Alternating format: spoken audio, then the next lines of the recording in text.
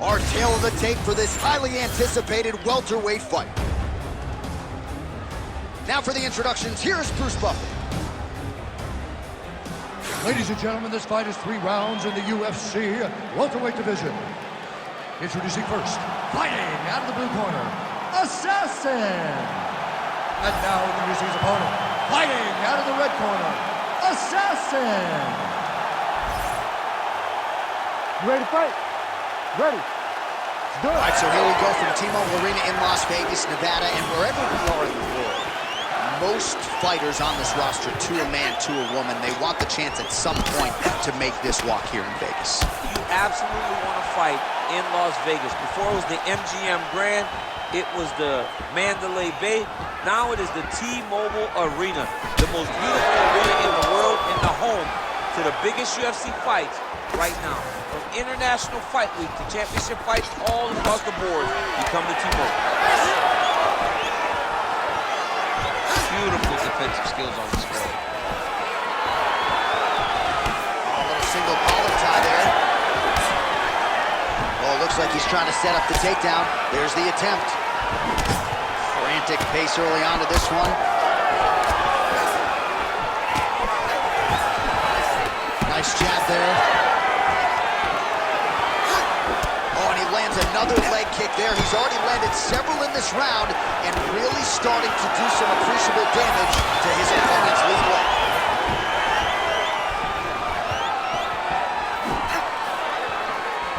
Going back to his patented kicks here, but unable to find the target there. Stuffs that takedown attempt without issue. Oh, now gets an underhook to get a more dominant position. You cannot take those leg kicks clean like that. Oh, he's in the clinch again. Oh, nice body shot. Block that one.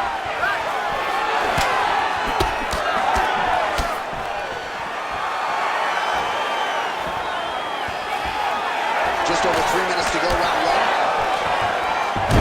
Oh, there's the single.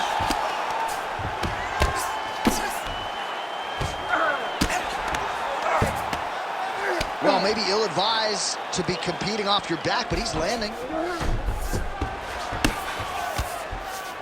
Making all these shots count.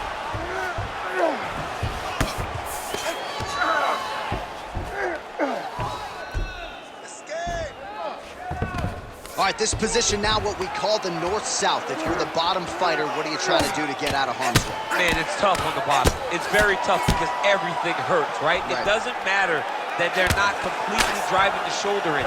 It just, everything hurts. So you wait for your opponent to go to his next action. And when he does, you go and attack the hands. You get to your knees and you attack the hands with both hands and try to peel the lock so you can get to your feet. And there's that inside leg kick. Just over 2 minutes to go. Oh, man, look at that. Picture perfect. Got to the leg, got to his position, got another beautiful takedown. All right, side control now. We'll see if he can advance position. All right, north-south position now. We'll see how he chooses to proceed. Oh, right to the mount. All right, setting up for a submission now. It's tight, it's tight. Oh, he got out. How good is that? This guy is so aware. He never leaves anything long to allow for himself to get subbed. Trying to recover full guard there.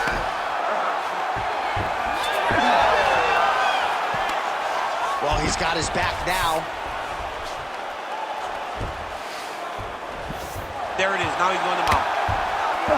What he has to do here is just try to stay relaxed.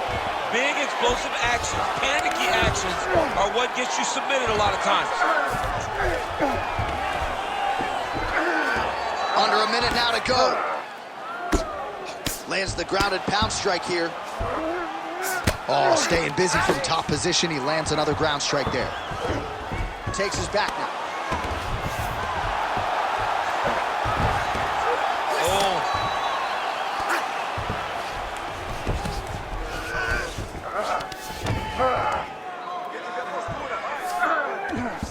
Setting up for an arm lock now. What a tight armbar. Oh, favoring position over submission. Very smart decision. You never want to value the submission over keeping dominant position.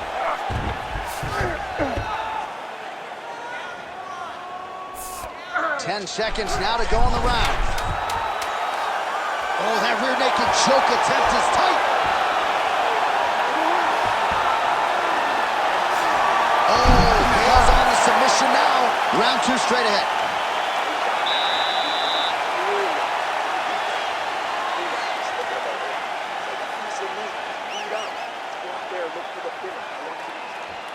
All right, a lot of tremendous striking action in that last round, DC. I know you don't have a telestrator, but take us through the replay. I mean, I would love to have my telestrator right now.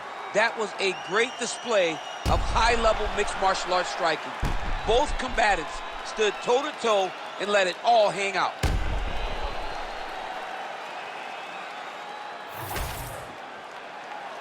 You ready to fight? Ready. All right, round 2. All right, here we go with our next round. You don't want to hang out fighting off of your back too long, but he certainly didn't look like a fish out of water, moving very well defensively to avoid some of those ground strikes. Oh, yeah, he did a good job. What he did was move on the bottom, so his opponent had to focus more on following his hips as opposed to throwing his punches. And it showed in the little damage that he took on the bottom. And eventually, now as we start the next round, it may discourage his opponent from even chasing takedowns because eventually he'll just get stood up.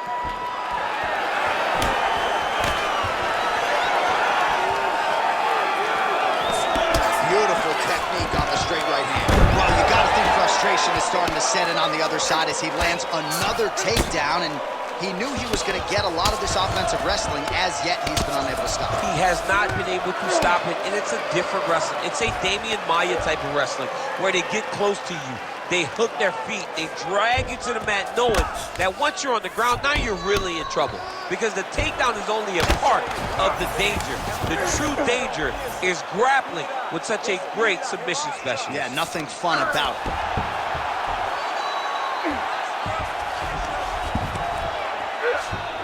Continuing to stay busy here on the ground. Big ground and pound.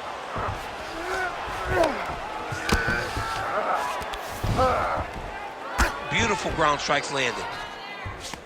Trying for a submission here. Oh, good technique there. He's got the triangle choke locked in. Triangle choke getting very close. All he's got to do now is pass that arm to the opposite side. Go down on the back. Oh, man, that was slick. Well, that was a high-level extended battle on the ground. Now, though, the athletes back to their feet, and no surprise the crowd responds in this. The crowd just loves whenever they get two high-level strikers going at it. It was very hard to get back up after getting taken down. But he's got there now. Let's see if he can take advantage of it. Oh, he's going for his arm now.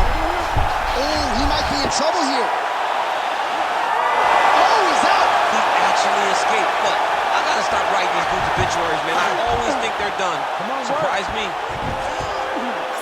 If you're the bottom fighter, DC, what do? You got to move, you got to shrimp, you got to get up on a hip to try to move your opponent off of you or pull him down to close the space. Really maximizing his shots here on the ground.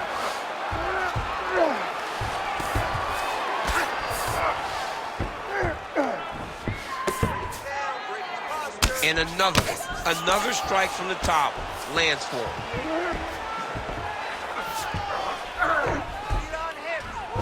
Beautiful ground and pound, and now he's got his opponent cut. Oh, that arm triangle's wicked tight. He's starting to get it in very deep.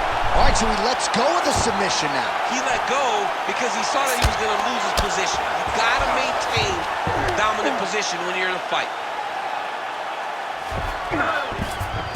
All right, north-south position now, DC. We'll see how he chooses to advance from here. Oh, big shots from the top. And there it is, another strike on the ground, gets through.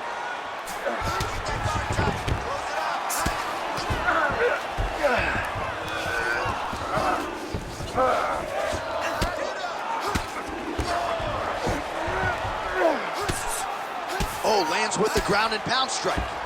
Nice guillotine attempt here. Oh, that Guillotine choke is tight. Oh, that looks painful. That's got to be it.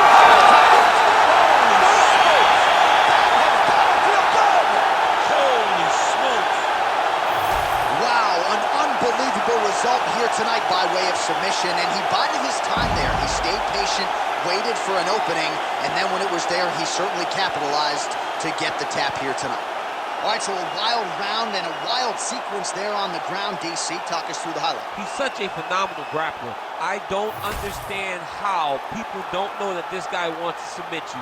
He is the best grappler, best submission specialist we've seen in a long time. The official decision is in. Here's Bruce Buffer. Ladies and gentlemen, referee Herb Dean has called a stop to this contest at 3 minutes, 55 seconds of round number 2. Declaring the winner by tap out, Assassin! Well, what an incredible result here tonight as you see the winner there celebrating his victory by way of submission, and they put so much stock into finishing this fight. They felt like to really spin his career forward, they needed to not just win, but get the finish.